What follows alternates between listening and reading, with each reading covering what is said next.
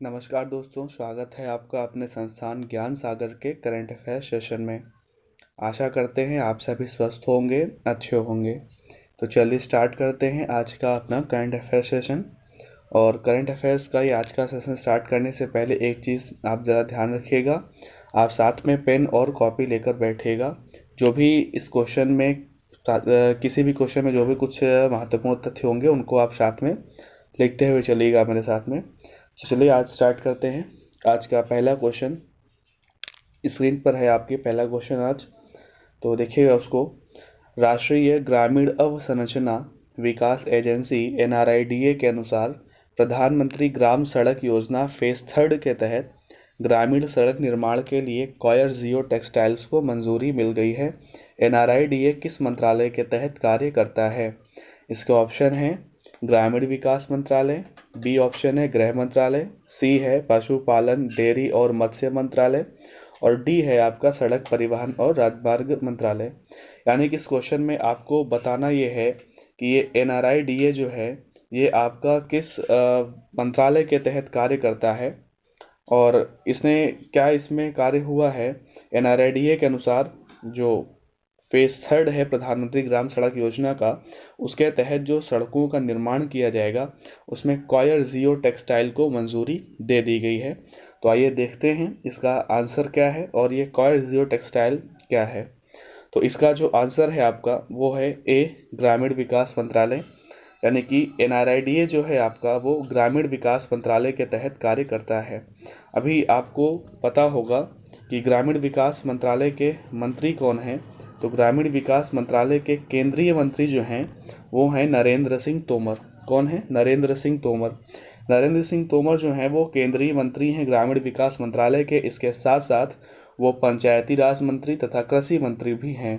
ठीक है, तो देखते हैं इस क्वेश्चन का, इस उत्तर का जो स्पष्टीकरण है वो क्या है। स्पष्टीकरण पढ़ रहे हैं आप, सुनिएगा। केंद्रीय ग्रामीण विकास मंत्रालय के तहत national rural infrastructure development agency यानी कि NRIDA का पूरा नाम है ये national rural infrastructure development agency के अनुसार कॉयर जियो टेक्सटाइल को प्रधानमंत्री ग्राम सड़क योजना फेज थर्ड के तहत ग्रामीण सड़क निर्माण के लिए एक अच्छी सामग्री के रूप में मंजूरी दे दी गई है। अभी आप देखिएगा ये कॉयर जियो टेक्सटाइल क्या होता है, ये कॉयर क्या है।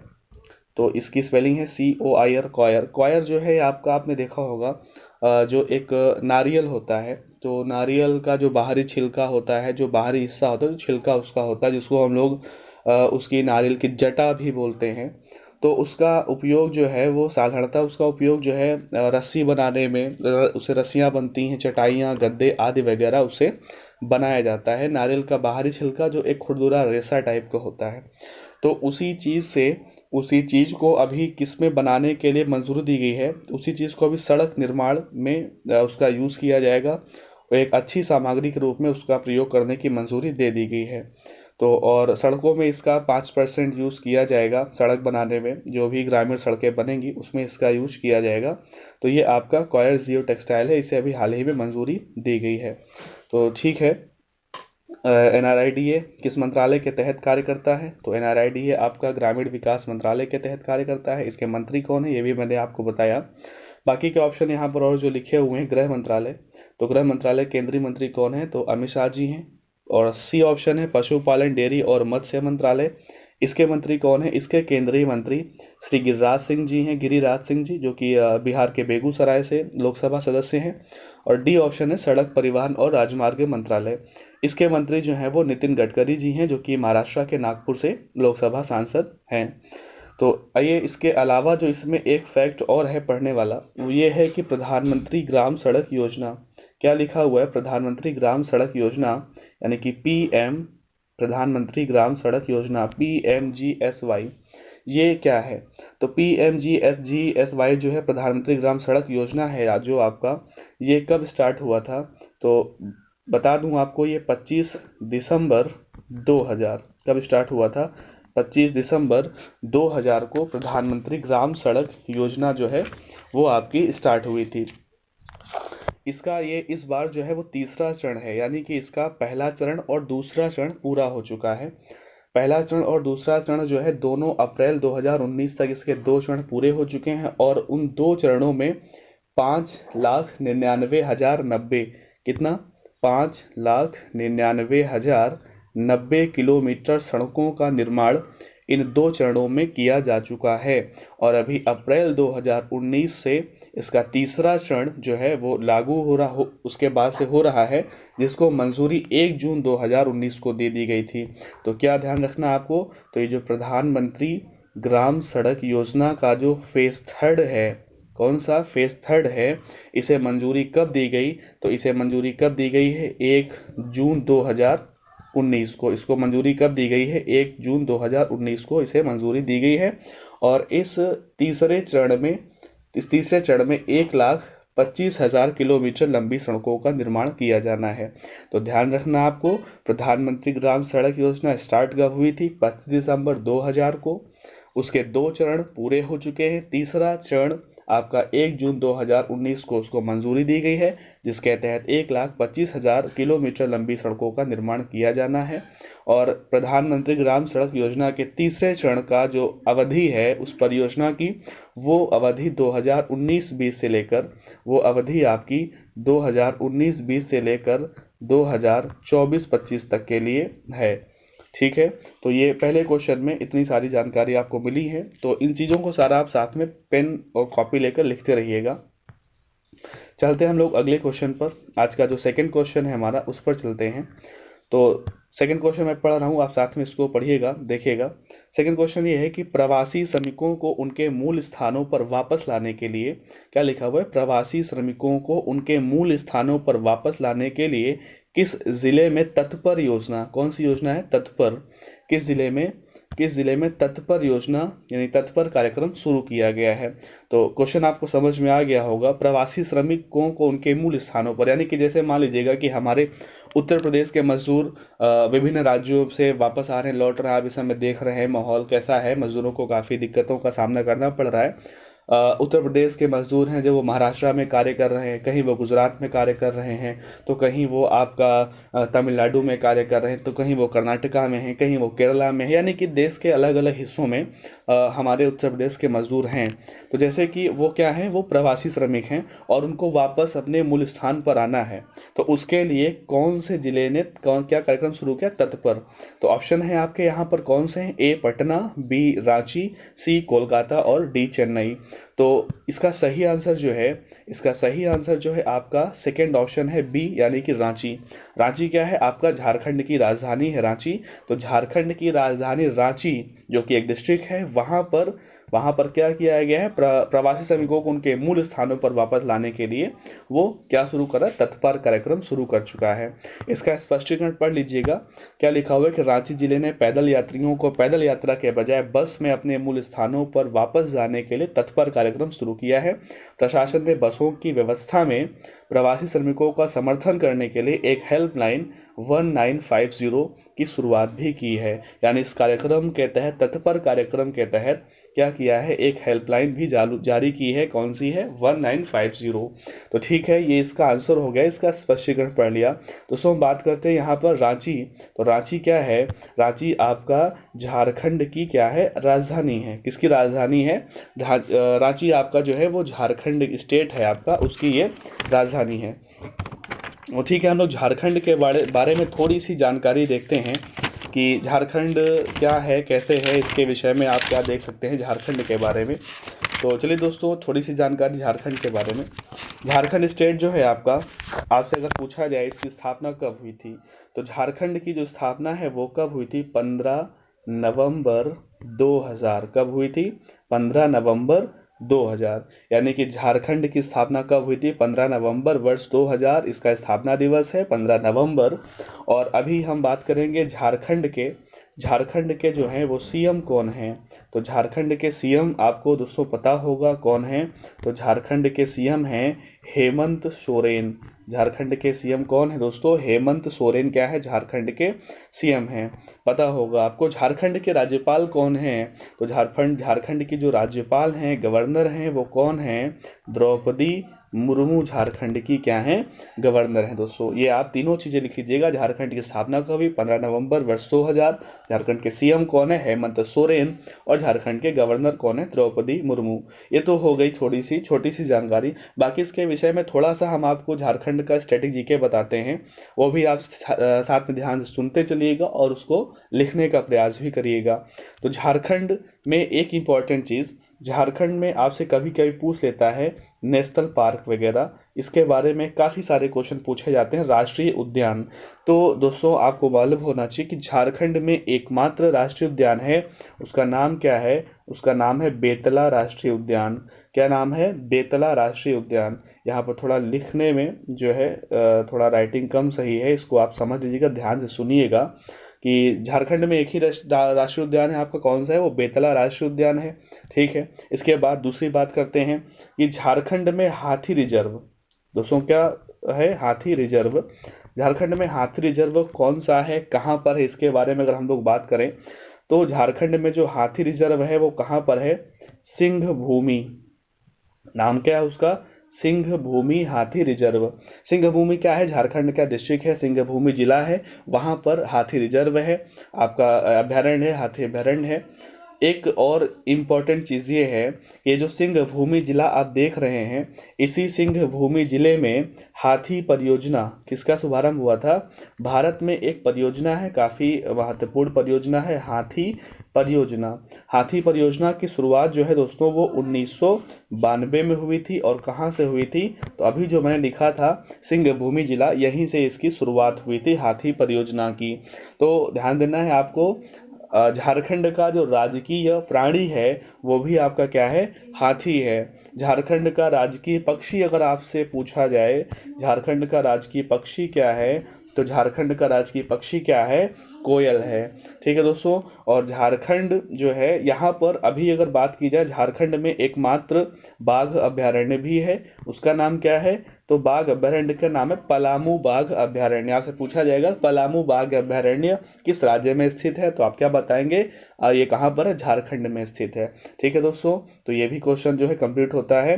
स्टैटिक जीके काफ़ी इंपॉर्टेंट होता है, उसको आप ध्यान रखिएगा। हमने आपको क्या बताया? झारखंड का स्थापना दिवस, झारखंड के मुख्यमंत्री, वहाँ के राज्यपाल, नेशनल पार्क बताया कौन सा है? बेतला राष्ट्रीय उद्यान है। हाथी रिजर्व कौन सा है? सिंह भूमि जिले में सिंह भूमि हाथी अभ्यारण्य है। और सिंह भूमि जिले से ही 1992 में भारत में हाथी परियोजना का शुभारंभ किया गया था। और बाघ अभ्यारण्य में कौन सा है? तो बाघ अभ्यारण्य है पलामू बाघ अभ्यारण्य। झारखंड का राष्ट्रीय प्राणी कौन सा है? हाथी है। राजकीय पक्षी कौन सा है? कोयल है। राजकीय पुष्प भी झारखंड का क्या है, अगर आपको जानना है तो क्या क्या है? पलाश है। तो ये सारी चीज़ें जो मैंने आपको बताई हैं, ये आप वीडियो को पॉज करते हुए इन चीज़ों को लिख लीजिएगा। ये काफ़ी इंपॉर्टेंट है, परीक्षाओं में काफ़ी बारी चीज़ें पूछी जाती हैं। और इसी के साथ हम लोग बढ़ते हैं अपने तीसरे क्वेश्चन पर। तो तीसरे क्वेश्चन को हम पढ़ रहे हैं, इसको आप सुनिएगा। उस यूटी मतलब कि यूनियन टेरिटोरी यानी कि केंद्र शासित प्रदेश, उस केंद्र शासित प्रदेश का नाम बताइए जिसने लॉकडाउन के मनोवैज्ञानिक प्रभाव के बारे में जागरूकता फैलाने के लिए सुकून कोविड-19, क्या लिखा हुआ है ये? सुकून कोविड-19 बीट द स्ट्रेस शुरू किया हुआ है। यानी एक कार्यक्रम शुरू किया गया है, कार्यक्रम का नाम क्या है? सुकून कोविड-19 बीट द स्ट्रेस। और आपको बताना ये है कि यह कार्यक्रम कौन से केंद्र शासित प्रदेश ने शुरू किया हुआ है, जारी किया हुआ है। अच्छा, ये कार्यक्रम जो है, यहाँ पर क्वेश्चन में आपने क्या पढ़ा कि लॉकडाउन के मनोवैज्ञानिक प्रभाव के बारे में जागरूकता फैलाना। यानी लॉकडाउन में हम लोग जैसे घरों में है इस समय, तो हम लोगों के जो है काफ़ी स्ट्रेस है, हम लोगों के बद में हम लोग काफ़ी परेशान है। अरे लॉकडाउन चल रहा है, घर से कब निकल पाएंगे, बाहर कब जाएंगे, जॉब पर कब वापस जाएंगे, ये सारी चीज़ें आपके मन में चल रही, घूमने फिरने कब जाएंगे। तो इन चीज़ों को लेकर आपके मन में स्ट्रेस आता है कि 2 महीने से हम घर में बैठे हैं, कैसे क्या होगा। तो इन चीज़ों का पॉजिटिव यानी कि सकारात्मक क्या है, लॉकडाउन की सकारात्मक सोच क्या है, उसका मनोवैज्ञानिक प्रभाव क्या है, जिससे लोगों को स्ट्रेस से बचाया जा सके। तो ये कार्यक्रम किसने शुरू किया है? कार्यक्रम का नाम क्या है? सुकून कोविड-19 बीट द स्ट्रेस, यानी कि स्ट्रेस को मात देनी है। तो आशा है कि क्वेश्चन आपको समझ में आ गया होगा। तो इसके आंसर पर बात करते हैं। यहाँ पर 4 ऑप्शन दिए गए हैं: जम्मू कश्मीर, लद्दाख, पुदुचेरी और लक्षद्वीप। तो दोस्तों इसका सही आंसर है ऑप्शन ए, यानी कि जम्मू कश्मीर। जम्मू कश्मीर जो है उसने ये सुकून कोविड-19 जो ये है ये कार्यक्रम शुरू किया हुआ है। और किस लिए शुरू किया है दोस्तों? तो मनोवैज्ञानिक प्रभाव के बारे में जागरूकता फैलाने के लिए। ठीक है, तो ये आपका आंसर हो गया। देखते हैं इसके स्पष्टीकरण के बारे में। यहाँ पर यह लिखा हुआ है कि जम्मू कश्मीर में सूचना और जनसंपर्क विभाग ने लॉकडाउन के मनोवैज्ञानिक प्रभाव के बारे में जागरूकता फैलाने और इसे दूर करने के उपायों के बारे में जागरूकता फैलाने के लिए एक पहल सुकून कोविड-19 शुरू की है। चलेगा, अभी जम्मू कश्मीर की थोड़ी सी बात कर लेते हैं इसके स्ट्रेटेजी के बारे में, तो जो कि इम्पोर्टेंट होता है। तो आपका जम्मू कश्मीर, अभी आपको मालूम होना चाहिए कि जम्मू कश्मीर अभी आपका क्या है। जम्मू कश्मीर अभी आपका एक यूटी है, यानी कि केंद्र शासित प्रदेश है। क्वेश्चन आपसे पूछा जाता है कि जम्मू कश्मीर कब से केंद्र शासित प्रदेश बना है या घोषित हुआ है। तो दोस्तों डेट आपको याद रखनी है, 31 अक्टूबर 2019 को आधिकारिक रूप से ध्यान देना, इसकी घोषणा तो पहले हो चुकी थी, लेकिन आधिकारिक रूप से जम्मू कश्मीर आपका यूटी कब बनता है? 31 अक्टूबर 2019 को बनता है।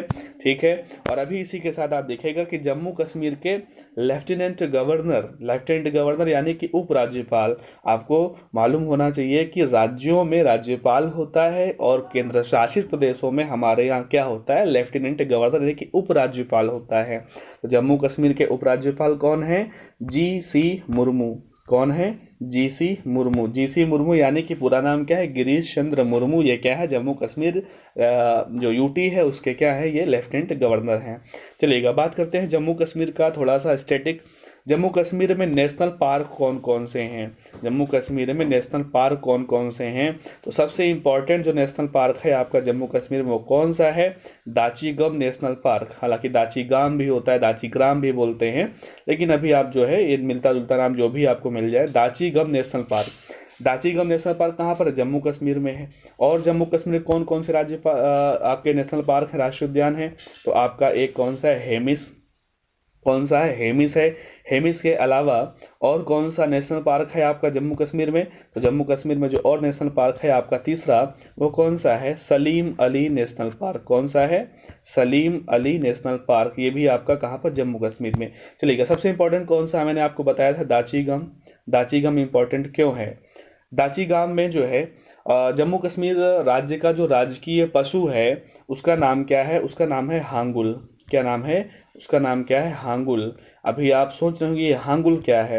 ये जम्मू कश्मीर का राजकीय पशु है हांगुल। हांगुल एक हिरण है, लाल हिरण की एक लाल हिरण नस्ल होती है। तो ये हांगुल एक हिरण है जो कि जम्मू कश्मीर का राजकीय पशु है। और अब ये इम्पोर्टेंट क्या है? ये पूरे विश्व में कहीं पर भी नहीं पाया जाता है। इस समय वर्तमान में ये पूरे विश्व से विलुप्त हो चुका है, समाप्त हो चुका है।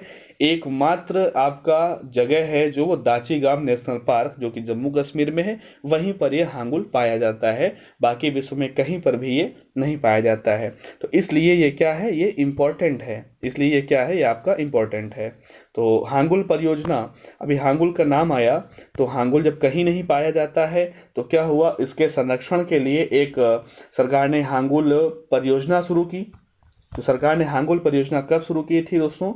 भारत सरकार ने हांगुल परियोजना 1970 में शुरू की थी। हांगुल को कश्मीरी हिरण भी जानते हैं, क्यों? क्योंकि ये उसी क्षेत्र में पाया जाता है, इस वजह से। आशा करते हैं आपको ये तीसरा क्वेश्चन समझ में आया होगा, सारी चीज़ें आपने नोट डाउन कर ली होंगी। बढ़ते हैं हम लोग अपने अगले यानी कि चौथे क्वेश्चन पर। तो देखिएगा आज का चौथा क्वेश्चन आपकी स्क्रीन पर, पढ़ते हैं इसको। बचत खाता ग्राहकों के लिए वीडियो केवाईसी सुविधा शुरू करने के लिए भारत में पहले बैंक का नाम बताइए। क्वेश्चन आपसे ये पूछ रहा है कि भारत में वो कौन सा बैंक है जिसने बचत खाता ग्राहकों के लिए वीडियो केवाईसी शुरू की है, और ऐसा करने वाला वो भारत का पहला बैंक बन गया है। ध्यान देना है, वीडियो केवाईसी। केवाईसी क्या होता है? केवाईसी क्या होता है? केवाईसी का मतलब होता है नो योर कस्टमर। क्या होता है नो योर कस्टमर। ये क्या होता है बैंक में अपने कस्टमर को जानने की, यानी कि उनका जो है पहचान करने के लिए एक सुविधा है उनके बैंकों के लिए। आप भी कभी कभी बैंक जाते होंगे, काफ़ी दिन से अगर आपका खाता अगर एक्टिव नहीं है, आपने उसमें कुछ एक्टिविटी नहीं की है, तो बैंक वाले आपसे कहते हैं कि केवाईसी फॉर्म भरिएगा।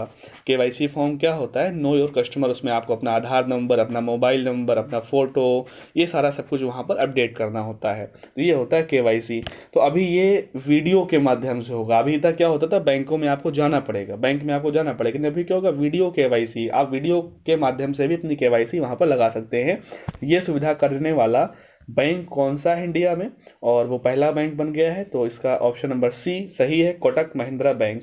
कौन सा बैंक है कोटक महिंद्रा बैंक। तो कोटक महिंद्रा बैंक भारत का पहला बैंक बन गया है जिसने वीडियो केवाईसी शुरू की है अपने बचत खाता ग्राहकों के लिए। भी ध्यान देना है बचत खाता ग्राहकों, चूंकि खाते भी कई प्रकार के होते हैं, तो उसमें जो आपका सेविंग अकाउंट है ये सुविधा केवल उसी के ग्राहकों के लिए है।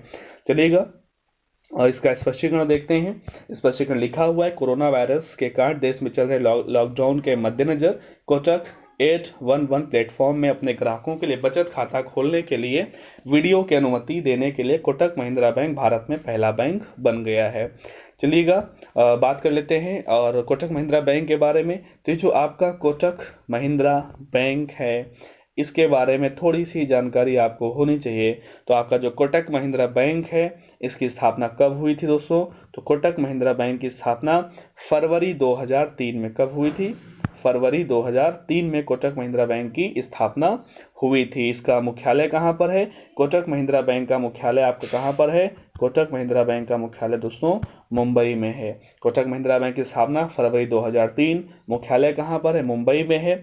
और कोटक महिंद्रा बैंक के सीईओ और एमडी यानी कि चीफ एग्जीक्यूटिव ऑफिसर, मुख्य कार्यकारी अधिकारी और मैनेजिंग डायरेक्टर कौन है।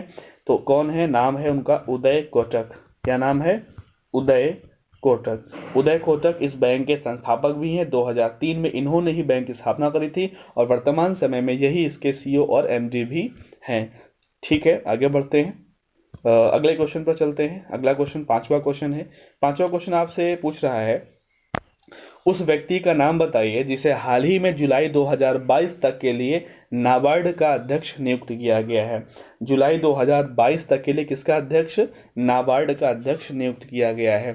सीधी सी बात है, क्वेश्चन आपसे पूछ रहा है कि अभी हाल ही में नाबार्ड का अध्यक्ष किसे बनाया गया है। आपके सामने चार ऑप्शन है। ए PVS Surya Kumar, B option है गोविंदा राजुलू चिंटाला, सी ऑप्शन है साजी केवी और डी ऑप्शन है हर्ष कुमार भानवाला। तो अभी आंसर क्या है इसका। तो इसका आंसर ये है, इसका आंसर ऑप्शन नंबर बी है, यानी कि गोविंदा राजुलू चिंटाला ये अभी हाल ही में जुलाई 2022 तक के लिए नाबार्ड के अध्यक्ष बनाए गए हैं, यानी कि मई में बनाए गए हैं और कार्यकाल इनका जुलाई 2022 तक के लिए ही रहेगा। ठीक है, तो बाकी आगे देखते हैं ऑप्शन, इसका स्पष्टीकरण क्या है। उत्तर आपको मैंने बताया बी है गोविंदा राजू चिंटला। और स्पष्टीकरण क्या लिखा, केंद्रीय मंत्रिमंडल की नियुक्तियों की समिति ने, जो केंद्रीय मंत्रिमंडल होता है उसकी एक नियुक्ति समिति होती है जो इनसे ये सब नियुक्तियां करती है, उसने गोविंदा राजुलू चिंटला को राष्ट्रीय कृषि और ग्रामीण विकास बैंक, ये दोस्तों नाबार्ड का फुल फॉर्म है, क्या है राष्ट्रीय कृषि और ग्रामीण विकास बैंक, यानी कि national bank for agriculture and rural development, इसको लिख लेना। नाबार्ड का फुल फॉर्म क्या होता है, NABARD, ये इसकी स्पेलिंग है। नाबार्ड का फुल फॉर्म क्या होता है, national bank for agriculture and rural development. ठीक है, तो इसके अध्यक्ष के रूप में नियुक्त किया गया है, वह हर्ष कुमार भानवाला के उत्तराधिकारी थे। यानी कि आपको क्या देखना है, इनसे पहले कौन था, हर्ष कुमार भानवाला अभी तक नाबार्ड के अध्यक्ष थे, अब इनके स्थान पर कौन आ गए हैं, गोविंदा राजुलू चिंटला। साजी केवी और पीवीएस सूर्य कुमार को नाबार्ड के उप प्रबंध निदेशक यानी कि DMD के रूप में नियुक्त किया गया है। DMD मतलब डिप्टी मैनेजिंग डायरेक्टर के रूप में नियुक्त किया गया हुआ है। यानी जो ऑप्शन नंबर आप ऊपर देख रहे थे ए, ऑप्शन नंबर कौन सा देखा आपने, ए और सी, ये दोनों क्या बने हैं, ये डिप्टी मैनेजिंग डायरेक्टर उप प्रबंध निदेशक बने हैं। और MD यानी कि प्रबंध निदेशक कौन बने हैं, वो हैं गोविंदा राजुलू चिंटाला। और हर्ष कुमार भानवाला कौन है, ये अभी तक अध्यक्ष थे। तो ठीक है, समझ गए होंगे आप। बाकी हम लोग बात कर लेते हैं नाबार्ड के बारे में।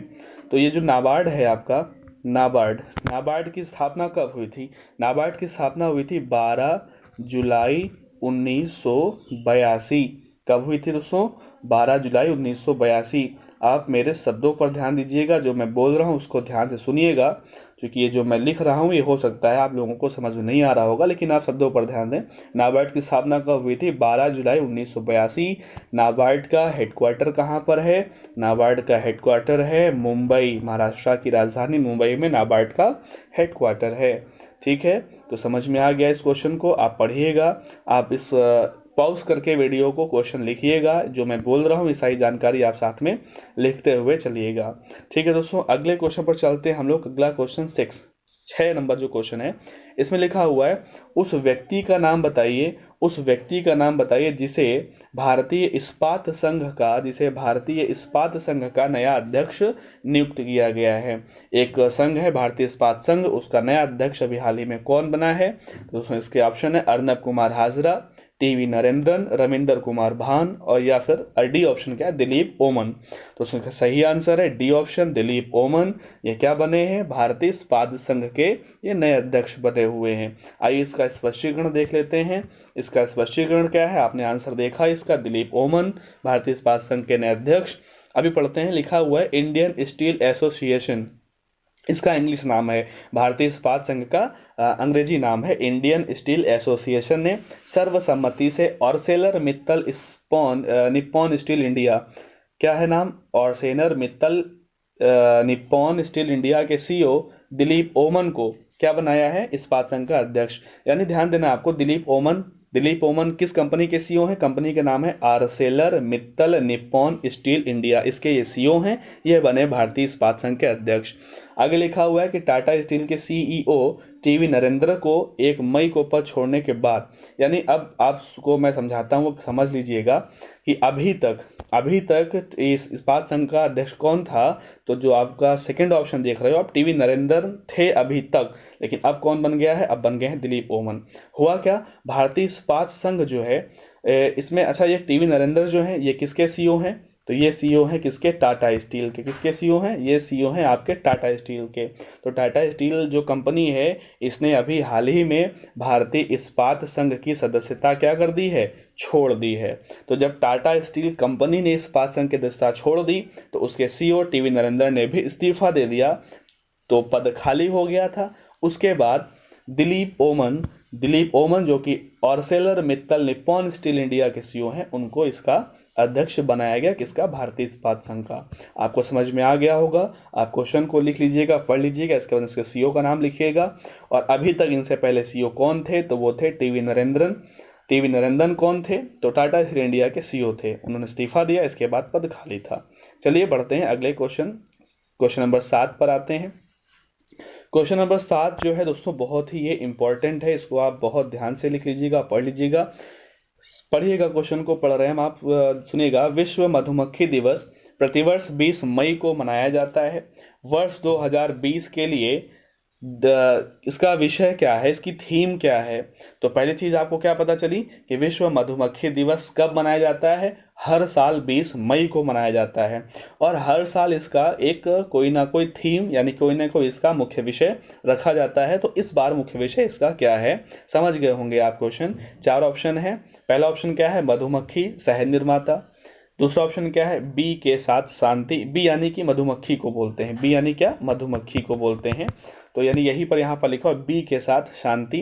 तीसरा ऑप्शन क्या है? मधुमक्खियों को बचाओ। चौथा ऑप्शन क्या है? मधुमक्खियों को जीने दो। इनमें से सही कौन सा है? दोस्तों सही इसका जो है वो ऑप्शन सी है, मधुमक्खियों को बचाओ। ध्यान देना आपको, विश्व मधुमक्खी दिवस हर साल 20 मई को मनाते हैं। 2020 के लिए इसका मुख्य विषय क्या है? ऑप्शन नंबर सी है, मधुमक्खियों को बचाओ। आइएगा इसका स्पष्टीकरण पढ़ते हैं। आंसर आपने देख लिया कौन सा है, मधुमक्खियों को बचाओ। इसके बाद इसके स्पष्टीकरण पर ध्यान देते हैं। लिखा हुआ है कि हर साल 20 मई को विश्व मधुमक्खी दिवस के रूप में मनाया जाता है, जो कि स्लोवेनिया में 1734 में पैदा हुए मधुमक्खी पालन के प्रणेता एंटोन जानसा की जयंती मनाने और पारिस्थितिकी तंत्र में, यानी कि जो इकोसिस्टम है में मधुमक्खियों की भूमिका को स्वीकार करने के लिए है। ध्यान देना, ये मैंने यहाँ पर जो है इसको थोड़ा सा डार्क में लिख रखा हुआ है। मधुमक्खी पालन के प्रणेता, यानी कि मधुमक्खी पालन जो होता है उसके फादर, उसके प्रणेता, उसको यानी कि आगे बढ़ाने वाले, उसको इंपॉर्टेंस देने वाले, उसको दुनिया में एक नई पहचान देने वाले व्यक्ति का नाम क्या है? एंटोन जानसा। एंटोन जानसा कहाँ के थे? तो एक कंट्री है स्लोवेनिया। 1734 में उनका जन्म हुआ था, किसका? एंटोन जानसा का। और इन्होंने मधुमक्खी पालन को एक नई दिशा, एक नए आयाम दिए हैं दुनिया में। और एंटोन जानसा की जयंती जो है वो 20 मई को होती है। इसी वजह से 20 मई को क्या मनाते हैं? विश्व मधुमक्खी दिवस मनाते हैं। क्यों? एंटोन जानसा को उनकी भूमिका के लिए एक यानी कि उनको कह सकते हैं सम्मान देने के लिए, उनकी भूमिका विश्व में स्वीकार करने के लिए। समझ में आ गया होगा आपको। आगे बात लिखी हुई कि संयुक्त राष्ट्र यानी कि यूएन ने दिसंबर 2017 में विश्व मधुमक्खी दिवस के प्रस्ताव को मंजूरी दी और रविवार 20 मई 2018 को पहला विश्व मधुमक्खी दिवस मनाया गया।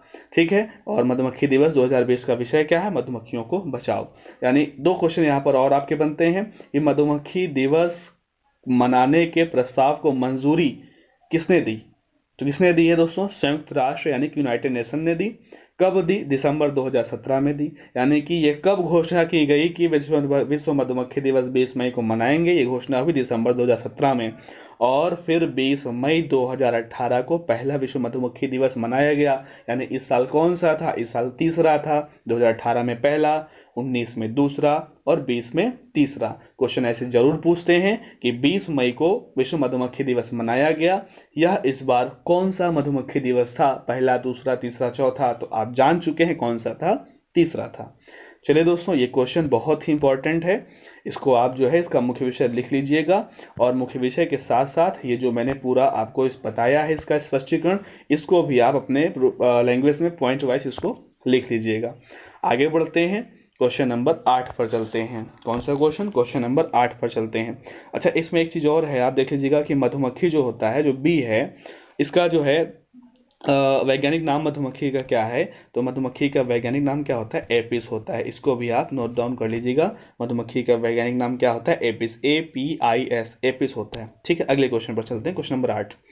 क्वेश्चन नंबर 8 में लिखा हुआ है कि मोकैत्सी, क्या लिखा हुआ है? मोकैत्सी मेजो को लेसेथो के नए प्रधानमंत्री के रूप में शपथ दिलाई गई है। लेसेथो की राजधानी क्या है? ठीक है दोस्तों, तो ये एक कंट्री लिखा हुआ है लेसेथो। क्या लिखा हुआ है? लेसेथो। तो लेसेथो के नए प्रधानमंत्री अभी हाल ही में कौन बने हैं? नाम उनका क्या लिखा हुआ है? स्क्रीन पर आप देख रहे हैं, मोकैत्सी मेजो। क्या नाम उनका? मोकैत्सी मेजो उनका नाम है और वो प्रधानमंत्री बने हैं। तो अभी आपसे पूछ रहा है कि लेसेथो की राजधानी क्या है। यहाँ पर ऑप्शन ए है ब्लोमफॉन्टेन, बी है प्रिटोरिया, सी है मासेरू और डी है वेटिकन सिटी। तो बता सकते हैं कि आप ये क्या है? चलेगा, हम आपको आंसर बताते हैं इसका। Option number C, Maseru. लेसेथो की राजधानी क्या है? मासेरू। ठीक है, इसका स्पष्टीकरण देखते हैं। उत्तर मैंने आपको बताया क्या है, मासेरू है इसका उत्तर। और स्पष्टीकरण इसका क्या है कि मोकेत्सो मेजो 58 वर्षीय हैं, को थॉमस मोटासाहे थबाने के बाद लेसेथो के नए प्रधानमंत्री के रूप में शपथ दिलाई गई है, जिन्होंने 2017 में अपनी पूर्व पत्नी लिपोलो की हत्या में संदिग्ध रूप से नामित होने के बाद पीएम के पद से इस्तीफा दिया था। बस इसमें ज़्यादा आपको नहीं ध्यान रखना है क्या है कैसे नहीं, फिर भी यानी कि मोकेत्सी मेजो के पहले अभी तक प्रधानमंत्री कौन थे? थॉमस मोटासाहे थाबाने, ये अभी तक पीएम थे, जो कि लेसेथो के बाद बने थे। 2017 में लेसेथो के ऊपर उनकी पत्नी यानी अपनी पत्नी की हत्या का आरोप लगा, संदिग्ध रूप में उसमें नामित हुए वो। उसके बाद ये जो मोकेत्सी मेजो इस्तीफा दे दिया था और पीएम बन गए थे थॉमस मोटासाहे थाबाने। और अभी जब सारा सब कुछ मामला साफ है, सारा सब कुछ मामला एकदम पूरा क्लीन है, तो पीएम फिर से कौन बन गए हैं? मोकेत्सी मेजो। राजधानी इसकी क्या है? अभी आपको बताया मैंने, मासेरू है। ठीक है, बाकी चीज़ें और देख लेते हैं कि लेसेथो जो है ये कहाँ पड़ता है। लेसेथो आपका दक्षिण अफ्रीकी देश है। लेसेथो आपका दक्षिण अफ्रीकी देश है। कहाँ पड़ता है? दक्षिण अफ्रीकी देश है आपका कौन सा? लेसेथो। राजधानी अभी आपने इसकी देख ली है, कौन सी है? मासेरू है। मुद्रा इसकी क्या है? तो मुद्रा जो है लेसेथो की क्या है? मुद्रा लेसेथो की है लेसोथो लोटी। क्या है? लोटी, LOTI। ठीक है, लेसेथो लोटी क्या है? इसकी मुद्रा है। और राजधानी अभी आपने देख ली क्या है इसकी। ठीक है, तो आगे बढ़ते हैं। तो आज के लिए ये 8 क्वेश्चन हैं और इसमें और हम आपको बताएं कुछ जानकारी ऑप्शन। इसमें ए लिखा हुआ है ब्लोमफॉन्टेन, प्रिटोरिया। ये दोनों ही साउथ अफ्रीका के कैपिटल हैं दोस्तों। साउथ अफ्रीका की कैपिटल होती हैं 3, एक है ब्लोमफॉन्टेन, एक है प्रिटोरिया, एक है आपकी जो यहाँ पर नहीं लिखी हुई है केप टाउन। ठीक है। तो केप टाउन जो है, केप टाउन आपकी वहाँ की विधायी राजधानी है दक्षिण अफ्रीका की। ब्लूम फाउंटेन जो आप देख रहे हैं ये जुडिशियल यानी कि न्यायिक राजधानी है दक्षिण अफ्रीका की। और जो आपका प्रिटोरिया लिखी हुई है, प्रिटोरिया आपकी कार्यकाली राजधानी यानी कि executive capital of south Africa कौन सी है? प्रिटोरिया। तो judicial capital of south Africa Bloom fountain, and legislative capital of south Africa कौन सी है? Cape Town. ठीक है। वेटिकन सिटी जो आप देख रहे हैं ऑप्शन, वेटिकन सिटी ये आपका एक यूरोपीय कंट्री है, छोटा सा यूरोपीय कंट्री है वेटिकन सिटी, इसकी राजधानी वेटिकन सिटी ही है। तो ये आपके 8 क्वेश्चन आज पूरे होते हैं और आज के लिए हम लोग यहीं पर स्टॉप करते हैं। 8 क्वेश्चन है, इन सभी क्वेश्चन को आप आराम से अच्छे सुनिएगा, वीडियो को पॉज करते हुए रुक के आप लिख लीजिएगा सारी चीज़ें, और हम लोग अगले वीडियो में मिलेंगे। आशा करते हैं आपको आज का सेशन पसंद आया होगा और इसी तरीके से हम लोग अगले नए सेशन में फिर आपसे मिलेंगे। तब तक के लिए आप अपना ध्यान रखें, स्वस्थ रहें। चलिए, नमस्कार।